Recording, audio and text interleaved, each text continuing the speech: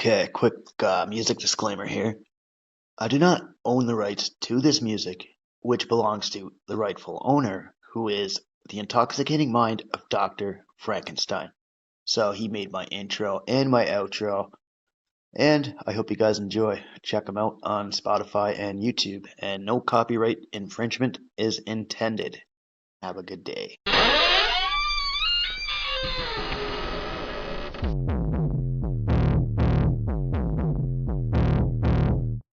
A clear choice of good versus evil, of right versus wrong.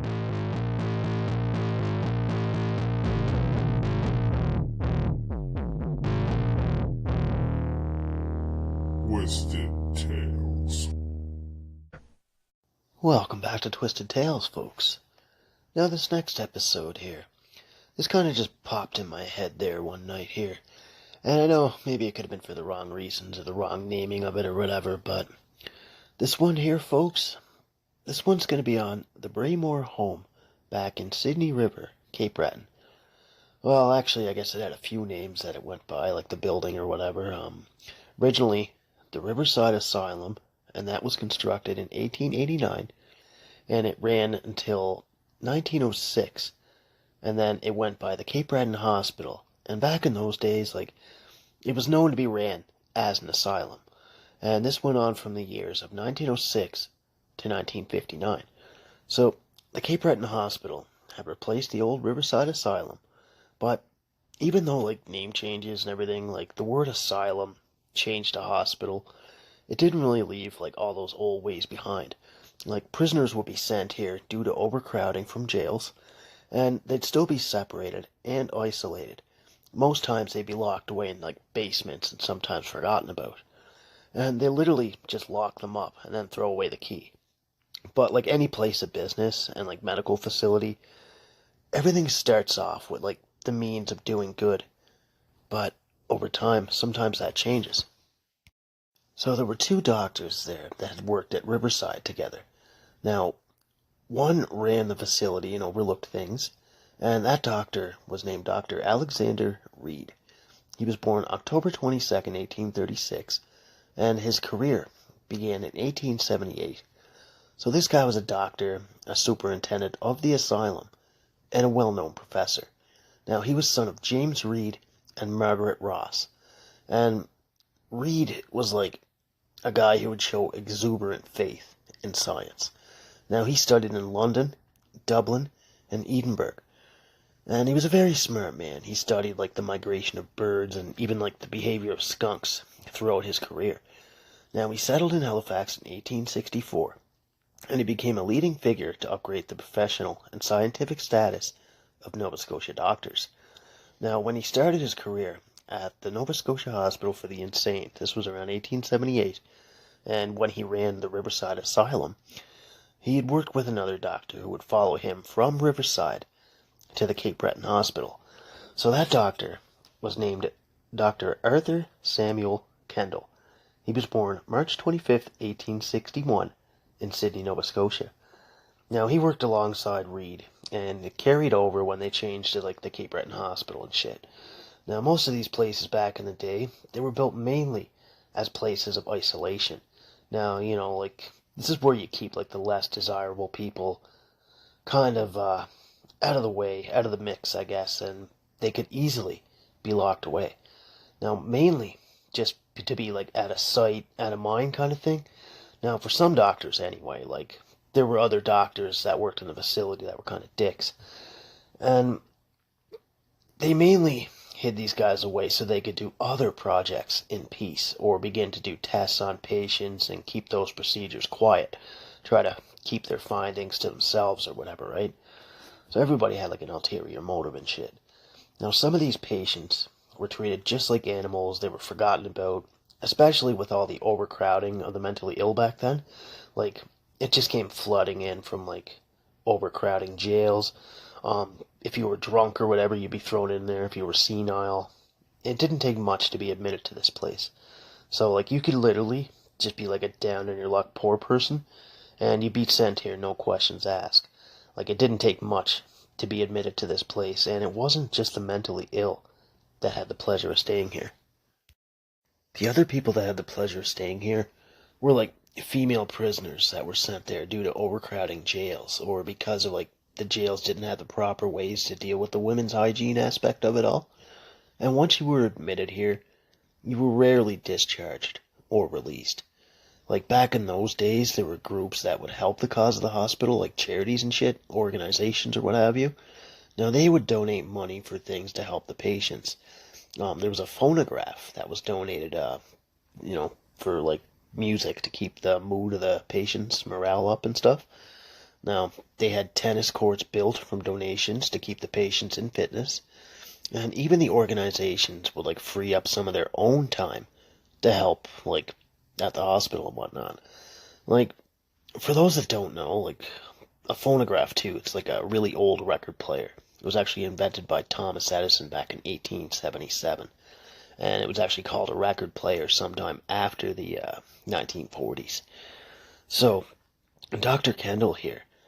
Now, he was born in Sydney, and when he was born around this time, this is when the area would have been like a market center or like a garrison town.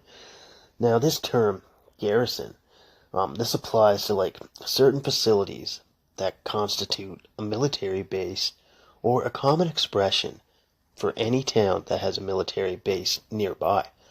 Now, Kendall and Dr. Reed, they were both members of the first Provincial Board of Health, and they strived for like public health reform. So they tried to do a good thing. Like Dr. Reed, he had made suggestions throughout his medical career that derangement originated in lesions of the brain and spinal cord. So he thought that somatic theory would eventually liberate society from insanity. And he had a lot of medical theories. Like, this guy was superintendent since, 1878. So he had a lot of shit that he wanted to get, going in his career, too. Just a breakdown quickly of what somatic theory details. It explores how the body expresses deeply painful experiences. So it's something that hasn't gone too mainstream. Although some therapy sessions there, they're applied to, mind and body healing to help aid with trauma recovery. So, sometimes bodies, they hold, express, and experience emotions and traumatic events. Now, sometimes they have unresolved issues, and this can become trapped inside the body. So this here, it can show up, all these little fucking feelings and shit can show up in debilitating ways. Now, this is stuff that only therapy can help with. So it would set aim to draw these emotions out of the patients and relieve pain and other stress. Now, that way the patients can be considered well after these exercises, and they would be able to leave the hospital and join in the regular workday world. Now, this is just what Dr. Reed had tried to do with the patients at the hospital, so he was trying to help them. And, even though Dr. Reed had looked after the whole operation of the hospital, Dr. Kendall was just a guy who worked there and visited the place periodically. And they did have some nicknames for those that were treated at the asylum. They categorized the asylum inmates by calling them mischievous, wanderers, and oftentimes troublemakers. All of these were unscientific terms, mind you, but they did have concern for the condition of the building, because that was mainly in need for improvements. So Kendall had made requests for these improvements to the Cape Breton County Council. And it's just a little known fact here that some of the insane that were located on the Cape Breton Island around this time, they were mostly held within appalling conditions at the local jails. So it was more often than not that they'd be sent to the Cape Breton Hospital. And even Kendall knew this. So the two doctors made proposals to the provincial government to have major changes in care and treatment of the mentally ill in this hospital. So Dr. Kendall was in charge of the modern methods of treatment at the Cape Breton Hospital, as the population over the years had began to grow rapidly, and Cape Breton and Sydney River areas began to change. Now, overcrowding had started turning the hospital into piss-poor conditions, like I previously said. So, they needed better plumbing, proper accommodations for the patients, And the sick patients and even the violent ones, feeble classes, all these were scattered and locked up throughout the whole place here. In 1903, there was a little bit of controversy that involved Dr. Kendall. Now, he took 3 patients from the building and was using them as workers on his personal farm.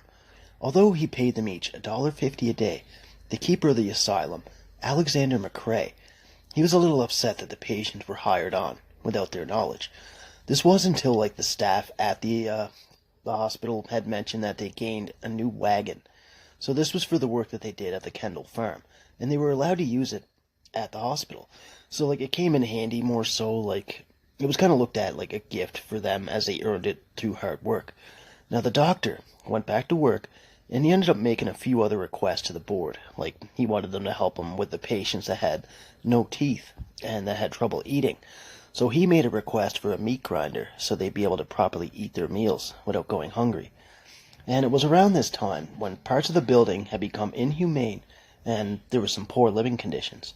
So food and drink was passed through little slots in the doors and shit. And to be able to wash patients, they were unable to take care of themselves, or the ones that were unable to wash properly, they were subject to using wooden buckets at certain times. When they go to use it, it'd either be tipped over or spilled, so they had to fill them back up and then place them properly or whatever, right? And this was just to be able to wash the patients. Now, Kendall, he didn't mention these conditions in his reports that were going forward. So I'm guessing since it was all back in the day, they just went along with business as usual and kept on with their work. As the years went on, even Dr. Kendall, he had thought long and hard about the defective youth and how they didn't belong in orphanages or the same facility as mingled in with adult inmates. So he wanted to have a specific building for the youth made, and this would be easier for them to look after the patients, the younger ones and whatnot. And with reaching out to the kids in the orphanages and trying to set everything up, it was kind of here where Dr. Kendall's reach had began to grow. This guy was just a physician to the asylum, he was a physician to the county jail, so he could help with the patients, help them try to get a bit more into tune with society and everything. The guy was just a very well-known physician back in the day. His education too was bar none. He went to Sydney Academy, this was in 1876, and he graduated as a high school student. Then he went to Mount Allison College up in Sackville, New Brunswick, then Halifax Medical College in 1881, and then Bellevue Hospital Medical School, and this was in London, from 1882 to 1884. And he got married there in 1886, that was to Mary Crawley. And even besides working at the old Cape Breton Hospital, he was known to have helped with smallpox outbreaks. There were some outbreaks from 1903 to 1904 that he helped with. Again from 1906 to 07, and then again in 1911. And he took care of all these conditions and everything as a medical health officer in Cape Breton County. Now these two doctors, they had a hand in helping to shape a lot of the medical research breakthroughs. Throughout their career, they helped patients, and even though some of the patients were beyond helped and locked away in shitty parts of deteriorating parts of the hospital and stuff, eventually Kendall had focused on a political career. This was between his medical career and he helped with a few jails, some hospitals around Cape Breton. And Kendall lived his life until July 18th, 1944, and he died at the age of 83 in Sydney, Cape Breton, Nova Scotia. So he was pretty good at everything too. He was actually the son of Reverend S.F. Kendall, and his mom was Emily Kendall. Even a little after his doctor career and everything, he started with political career. So this kind of made him help patients throughout Cape Breton. This was from a little before 1906 to 1926 when his medical career was, and then he kind of went into a little bit of political shit. So you got to think too, modern medicine back in that day, you got to stop and think here. Some of the illnesses, there was some stuff that sedatives and other ailments couldn't cure. And sometimes people would be subject to like padded rooms. This was to help them like with an overactive mind. You would just stay in there until they found ways to treat you. Oftentimes, looking back, like they'd lock them in the basement. These padded rooms were safe, comfortable, and the patient couldn't self-harm. So sometimes, being scattered around in like the basement and everything, they easily forgot about some. And some would die down there. And like some patients that were admitted to the hospital, they were never released. And even with all those patients and other doctors or staff besides the two that had tried to make a difference, like I'm sure there was a lot of craziness that went on in those years, like some of the stuff we just talked about too, like fucking locking them away and everything. Now, some of the patients back then were just admitted and they were just left there. And that's a fucking horrible feeling, like no family visited, anything like that. So it's got to be rough. Now, some of the patients that like had died like over the years, some of those were like aborted children and everything. This was from patients that were raped, and they were all buried in a graveyard there. And it's like a little clearing alongside Sydney River. So like this was like used as a burial site for the hospital back in the day. So it's said that there's about 60 patients and children buried here. Now, there were no ceremonies for them. There were no like people that were surrounded by family, and they were just buried under the cover of darkness. And that right there just tells you like something wasn't right. Like what reason would they have to bury patients under the cover of darkness? And it's like if they weren't trying to fucking hide something, right? Like, I don't know, like bodies from too much testing on patients, maybe? Abuse? It just seems that they were admitted, they were not given a fuck about, and then they were just tossed in the dirt. Now, the exact number of people buried here is said to be about 60, but there's others that say it's a little more, and the exact number is unknown.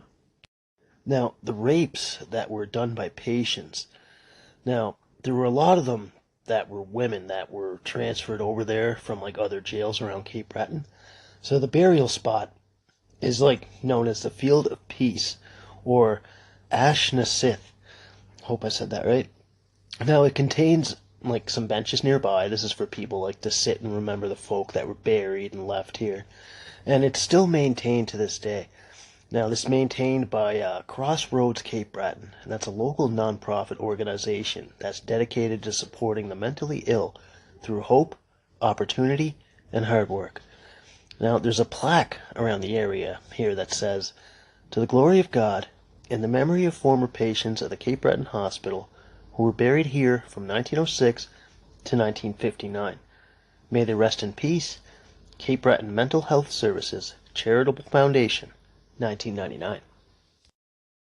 And that right there is just like a little bit about the Cape Breton Hospital and what it was before it was the Cape Breton Hospital. So I mean, it's just a little piece of history, I guess, and a little bit about the good medical shit along with some of the bad stuff. But I mean, like when technology was a tad more advanced, more so around the 1980s and the 1990s, I've been told this by like a few folks that worked there way back in the day, and like patients were subjected to high voltage electric shock treatments, sometimes several times a day. Now, electroconvulsive therapy here, this is done usually with anesthesia, and small electrical currents are passed through the brain. So this causes changes in the brain, and it can also trigger a brief seizure. So changes in the brain chemistry can also quickly reverse symptoms of certain mental health conditions. Now, this may not work for like everyone, like as some earlier treatments went on with, and some of those earlier treatments were done without anesthesia, and they were like cranked up with the high doses of electricity. And this actually led to memory loss, fractured bones, and it can also have like other serious side effects. Now just think of that for one fucking second, like electricity at high volumes coursing through your brain. There were patients that were strapped down while they were awake, shocks going through their brain, and their eyelids like clamped open, kind of like Clockwork Orange shit. And this would be like so doctors could see how the pupils would react and all that. Like, this stuff can also be used as like a form of torture here too, and abuse. Like, I don't know, electrical shock therapy and everything, like it's a total moneymaker of the psychiatric industry. Like it takes in like 5 billion a year in the States alone, I believe. So like even as research shows, like 60 to 80% of people with depression achieve remission through treatment. But too much electrical like shock therapy, this can either like give you like long lasting or permanent memory loss too. And I'm sure most doctors back then like didn't care, and they just cranked up the volts and not caring for patients' well-being. And it's just, I don't know, it can cause like verbal and memory deficits and just really mess you up. Like, I don't know, patients were also like put into drug-induced sleep, and they were given more than enough medicine to be knocked out, sometimes for a full 30 days. There were lobotomies that were performed here at Braemore. Now, lobotomies, this is like a type of brain surgery that involves severing the connection between the frontal lobe and other parts of the brain. Now, this started like treating mental conditions back in the 1930s, although considered a legitimate treatment. And like, what about for the times when it's not? Like, it's pretty much just a procedure that's done to get rid of any crazy thoughts. So some patients afterwards are known to have like a duller personality. They would have to relearn things that they already knew. And they went in a style with like the cheaper treatments, like, I don't know, like lobotomy was a big thing. Then they brought in their cheaper stuff like Thorazine. And this is actually used as treatment in both acute and chronic psychosis, including like schizophrenia and like bipolar disease and everything else. Some of the earliest versions of like this procedure here, it involved drilling holes into a patient's head and injecting ethanol into the brain to destroy the nerve connections. Later, to involve with a surgical like instrument called leucotome. That's kind of like an ice pick. So prefrontal lobotomy, the doctor would drill holes in either side of the skull and use a leucotome to manually sever the nerves between the frontal lobe and other brain regions. So there's another form here too. It's transorbital lobotomy. Now the surgeon accesses the brain to the patient's eye sockets. So most of these were done like very unnecessarily. And lobotomies today, they're no longer performed. I mean, there's obviously a reason for this because it's fucking crazy. And there are also like sleep deprivation tests that were done and sensory deprivation. So sleep deprivation occurs when somebody fails to get the right amount of sleep that they need. Now experiments or torture of this can be done when the subject is awake for several days. And they usually put them in like a standing or like a stress position. Often at times their hands are shackled above their heads. Now this can cause hallucinations, and depriving a person of sleep is like a profound fucking assault. Like, it affects the mind, the body, causes bursts of irrationality, disorder of thoughts, and sensory deprivation. Now this involves partial or complete loss of sensory stimulation. So it'd be like a deliberate reduction or removal of like stimuli form, any other senses like that. So this can like involve blindfolds, hoods, earmuffs, and stuff to cut off like sight and hearing, just so they won't be able to hear things. They're kept awake and just totally disorientated. And like some of the ways that they would go about these like testing or experiments or whatever, like they would cut off the smell, touch, or like even the taste of a patient. Now, in medical use, not torture style, short-term sessions of sensory deprivation can be relaxing, seen as like almost like a meditation-like session. But long-term use can cause extreme anxiety, hallucinations, bizarre thoughts, and even depression. Now, sensory deprivation techniques, these were originally developed by a means to like interrogate prisoners and shit. And all these topics that we just discussed here about like torture, electroshock therapy and everything, sleep-induced shit, all of this were used on patients that stayed at this facility. And not for like plain and simple medical use either. And all this shit didn't really go unnoticed for long, because eventually it did get noticed. Like, shit got around to the news, there were reports made, and people looked into this. There was one incident here that a former licensed practical nurse was found guilty of assaulting a 60-year-old resident of the Cape Breton institution. Now, his name is Donald Bernard Donovan. So he worked at Braemore Home Corp in Sydney River for about 11 years, and he looked after a woman who couldn't speak, walk, feed, or dress herself.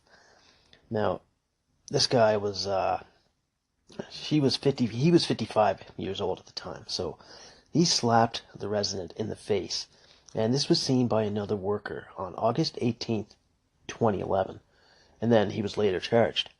Now, Donovan, he testified that he hit the woman's tray, like her food tray, while gently turning her chin with his other hand. And the judge at the time, Gene Whalen, he said that the two actions could not be confused, and he found Donovan guilty of the assault. So, the victim's sister, Mary McNeil, she states that anybody who was assaulted deserves to have justice. But a lot of people that have attitude because of, like, the way that mentally challenged are, or, like, whatever, that they're different, like, it's not right. And after this, the Braemore Home found itself, like, under scrutiny. Now, the Nova Scotia government had launched an external investigation and found out that, like, staff and management had, like, an adversarial relationship. So that kind of means, like, that relationship between, like, two people who oppose each other. So that, like, that's just a quick definition on that. So after this, the provincial government suspended Braemore's license and replaced its executive director. And then it had to be renamed. So it was renamed the Breton Ability Center. Now, Donovan didn't comment on the verdict, and he left the courtroom, so he didn't really have fucking much to say. And now that it has over 100 residents, and it has about 10 community homes throughout Cape Breton, and well over 400 staff now. And they support people with disabilities, mental health challenges, children in crisis, aging persons in need of, like, long-term care. And an article that I found here, it says that the very people who would have been confined to Cape Breton Hospital over the last 100 years, they had no hopes of release, and they're now paid a living wage to memorialize those that were forgotten. And even, like, after 100 years, like, the burial site that was used as an unmarked graveyard, like, there's a garden there now, and, like, the memorial and everything, like we mentioned. And it's not only for, like, the tragedies that took place, but also as a sign of progress of the present. And even with, like, the good and the bad that came from this place, like, at one time, like, I don't know, people just needed to have a bit of hope, right? Minus all the crazy shit that the patients were subjected to. There were a lot that worked there in housekeeping and whatnot. They made the patients as comfortable as they could, and they genuinely show care towards them. And I know there are some bad things that went on here, like we discussed, but a lot of good came from this facility too, or it wouldn't have ran for as long as it did. And the investigations that went through this to find, like, abuse and other fucking stories, they just revamped the name, and they changed up some of the staff. But all in all, like, history can't be forgotten. And a lot of workers here helped folk. Like, some students from the school had worked here, usually in the summertime to help, like, with the staff and everything, and this would have been around the 70s and on. And some went there on field trips, like, from school. Some remember going there to sing Christmas songs to the patients. This was back when they were in, like, elementary school and shit. And there's always going to be good and bad things that happen in life, folks. I mean, even behind closed doors, like, who's to say what goes on, right? And maybe the people that witnessed all these terrible things were just too afraid to talk about it. Or maybe they've been threatened to keep silent by, like, staff or other higher-ups, right? Who knows?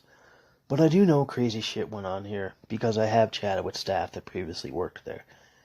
And I can see why this is such a touchy subject, because people, like, they don't openly want to talk about the stuff that went on here.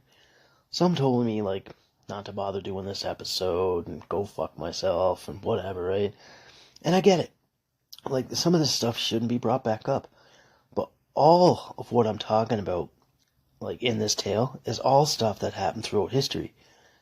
And there was a man here named Ryan Van Horn. He actually made a play about all this, too.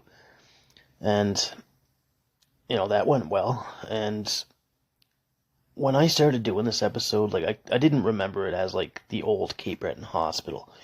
I literally called it Butterscotch Palace because that's what I knew it like. That's how I fucking remembered this episode and everything, right? I mean, and it's not a way to call it. I mean, it should be called like a hospital or whatever, but it was mainly because of the color of the paint in the building. That's why they called it Butterscotch Palace, because it was a butterscotch color.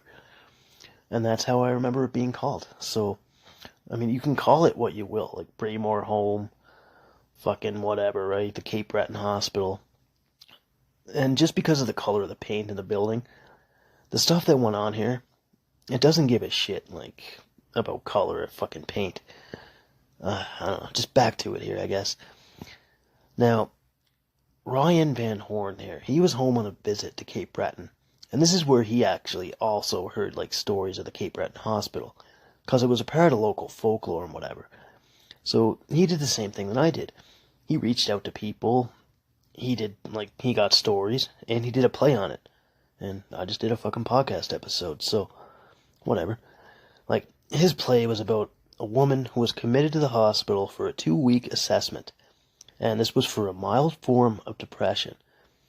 And then she ended up making friends with a hospital cleaner, and a doctor there had tried to keep her stay in the hospital a lot longer than it needed to be. And this was kind of like to boost up his drug trials and shit. Now, there was also an article that I found here back in 2011. Now, this was from, like, when their license was pulled.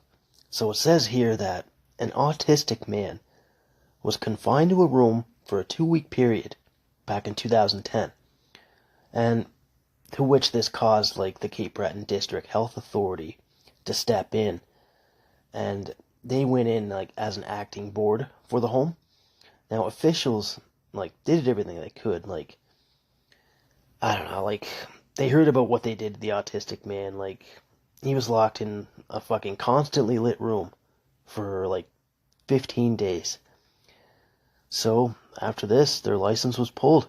And it states here that the spokeswoman, Kathy McLeod, now, she says here that it confirms many of the things that our members have been saying for the last several years about the operation of the Braemore Home. And we now see the doors opening to long overdue changes at this facility. And for many that were institutionalized here, like institutionalized life at Braemore, it was all that they ever knew. And even with the reports that were made up of abuse and everything, most of the patients living here in this environment appeared to be content and very happy. I don't know. It's just, even through the course of its history here, like, it helped, like, youths, it helped adults, and it was privately ran. But it did receive public funding. Now, there was a sister of a patient here. Her name was Mary McNeil. Now, she feels that the province has to ensure people that have intellectual disabilities and mobility problems to have a safe environment as they age. Now, there was an earlier incident to her sister, Paulette Nicholson. She fell down the stairs of the home and injured herself after her wheelchair brakes became unlocked. Now, yeah, like, that's kind of crazy. I mean, you push people, you put the brakes back on, but you never know what happens. And even with the new updated facility, like, they had hopes to move all its residents into community homes here at some point. But also, they still have a lot of people that still reside here, like, probably about 100 patients. And there have been a few that have been moved back into the community, but they're still needing more help to build more community option homes. Now, they need more funding for that. They need, like, more support staff. So now I guess they just get to wait. But they do continue to keep things going at a steady pace. They still offer up training, employment, life skills. And this is what, like, residents will need when they need to go back into the community. And over the years, it says here like that 8 new homes have been approved, and it's still like they still need help of costs with the infrastructure and operating costs and everything. So it's literally up to the government now to help budget additional costs of moving people from institutions and into the community, or like focusing on helping them get things going with the transition. And even after like the recent renovations to the building and whatnot, like they did keep residents busy and they helped them learn their life skills. So like they got to help them like work in like retail shops around town, print shops, or any other business that would hire them when they got out from like their course or their treatment, whatever. Now the newer updated center, it also has classrooms, it has a computer lab, and this is to make patients more independent. And there's also a resident here. His name is Ed Brown, and he worked there as a cleaner. He works at the Hampton Inn as a cleaner, actually. And he talked about the place, and he said, I like it here because I make friends here. And there's still some plans to like redevelop the property and everything too. There was a strike that happened back in the day. 120 workers actually wanted management to convert temporary positions into full-time positions. So that's what they were striving for. And about 50 workers were outside picketing in front of the building. And CEO there, Millie Colburn. Now, she says if you want to get on her bad side, call the Braemore Home an institution or an asylum. And I've done both these things. Now, she's the one that took over after the previous CEO, Betty Matheson, was let go after allegations of patient abuse had spread. So, like, they put in a golf course for these residents here, too. And there was also an incident here involving a River Ryan man. Now, he had suffered burns when he was put into a hot bath at the Braemore Home. This incident happened back in the year 2000, and he received $210,000. Now, the sister of this man, Danette Murphy, she says her brother, Robert William LeBlanc, had suffered second and third degree burns on the lower parts of his legs. So he was that badly burnt that the tendons of his feet and his ankles were like totally exposed. And he had to receive a skin graft as like part of this treatment. So that's how they had to fix him, a skin graft and everything else. And as we wind down here, folks, like, I don't know, back in the 50s, like, this place was just booming. Like, it was the largest mental health facility in the history of Cape Breton at that time. Like, yeah, like back in the 50s, I think it was like over 400 patients they had there. And it's now known as the Breton Ability Center. So, I mean, the physical address of this place is 25 Inclusion Drive, Sydney River, Nova Scotia. So, I mean, the hours of operation are like 8:30 a.m. to 4:30 p.m. a few days a week. And, I mean, good for them. Because, like, the Breton Ability Center today, like, it helps people develop social, personal, and educational skills. And this will help enable them back into the community.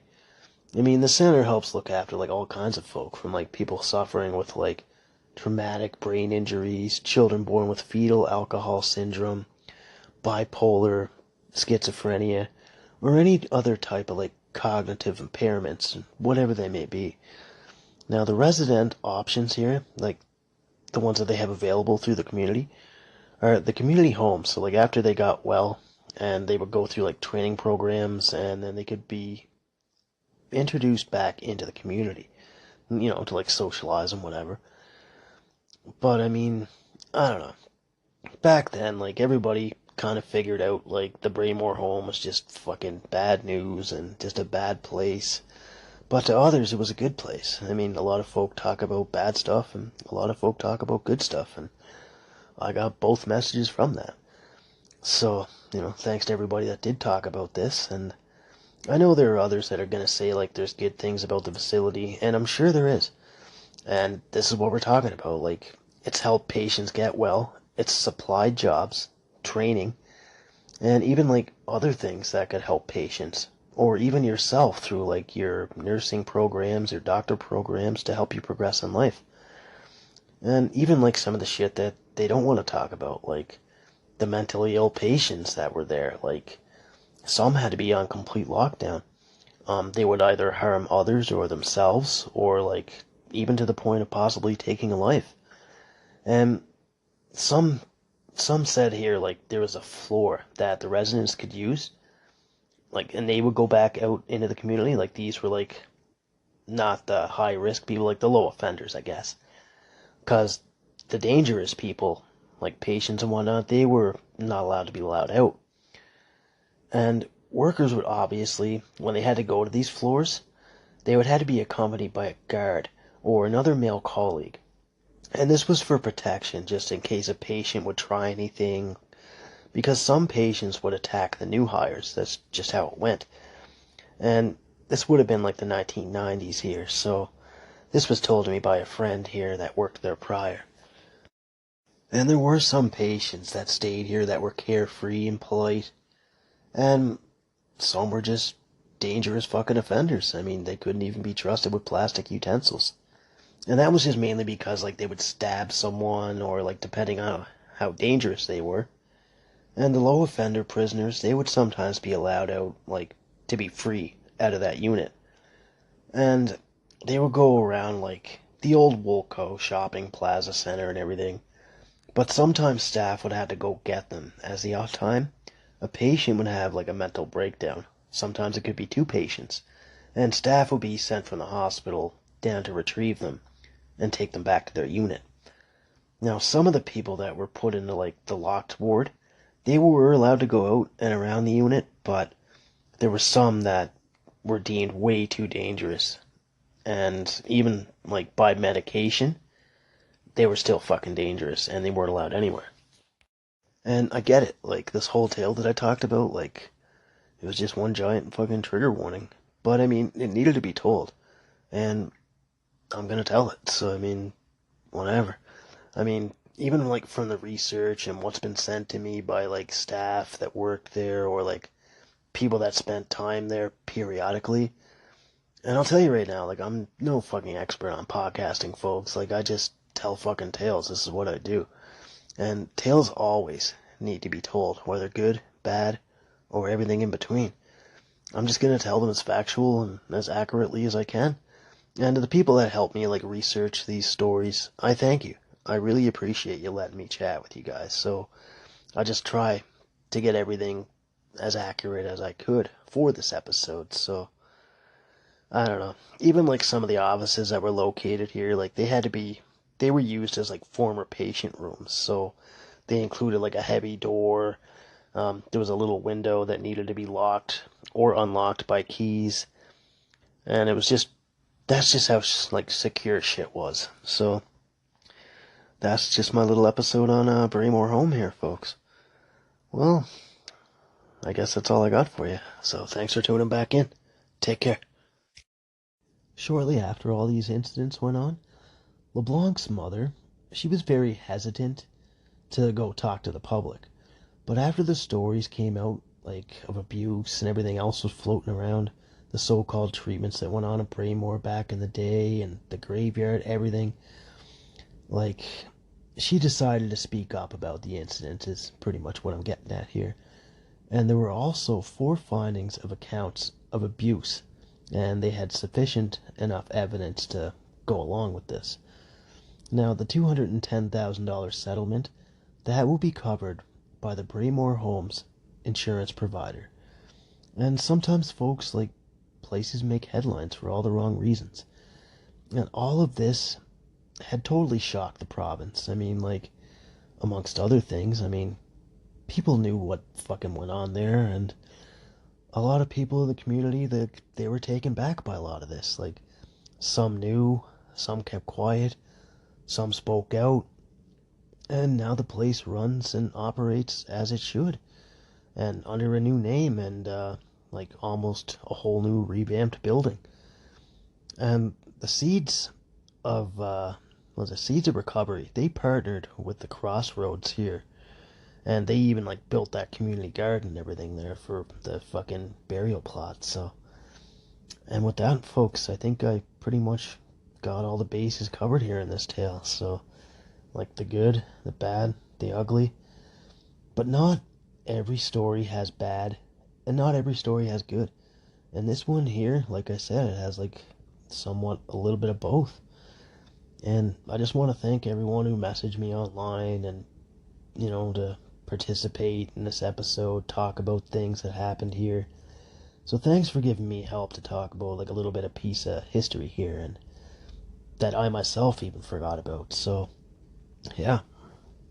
And I don't know, like I'll be back to pop off something else here. So I'll go on that in a little bit. So thanks for tuning back into Twisted Tales, folks.